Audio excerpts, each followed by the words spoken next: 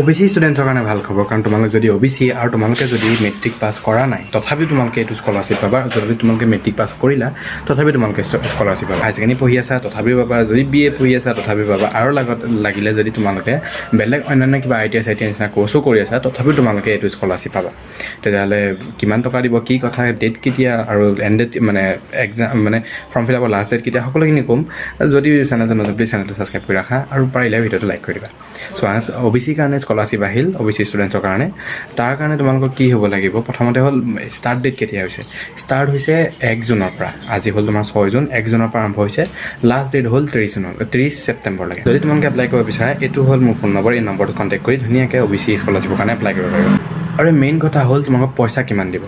চোৱা, তোমালোকে যদি ডিগ্ৰী কৰি আছা বা PG কোৰ্চ কৰি আছা তেতিয়াহ'লে তোমালোকক বছৰেকত দিব 20,000 টকা। 1 বছৰত মানে 20,000 টকা দিব। যদি তোমালোকে বেলেগ প্ৰফেচনেল কোৰ্চ কৰি আছা, ডিপ্ল'মা চাৰ্টিফিকেটৰ কোৰ্চ কৰি আছা, তেতিয়াহ'লে তোমালোকক দিব 13,000 টকাকৈ 1 বছৰত পাৰ ষ্টুডেণ্ট।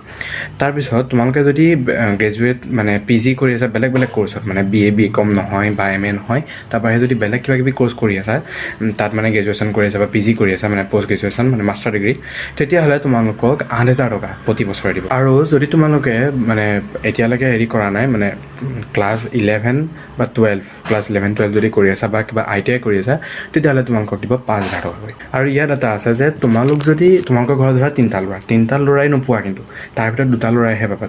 তোমালোকৰ ঘৰত যদি OBC আৰু তোমালোক যদি ঘৰত 3টা ল'ৰা আছে, 3টাই স্কলাৰশ্বিপৰ কাৰণে এপ্লাই কৰিলে মাত্ৰ 2টা ল'ৰাকহে দিব, 3টাক নিদিয়ে। কিন্তু ছোৱালীৰ ক্ষেত্ৰত এইটো নাই, ছোৱালী হ'লে গোটেইখিনি ছোৱালীয়ে পাব। আৰু মই ইয়াৰ ওপৰত ইন ডিটেইল ভিডিঅ' এটা বনাই থৈছোঁ, তেতিয়াহ'লে হয়তো ভিডিঅ' চাব পাৰা, মই তলত লিংক কৰি দিম। সেই ভিডিঅ'টোত গোটেইখিনি কথা মই ভালকৈ বুজাই থোৱা আছে।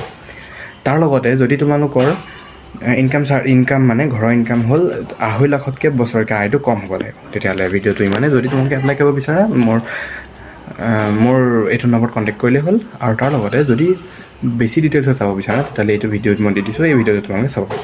Thank U.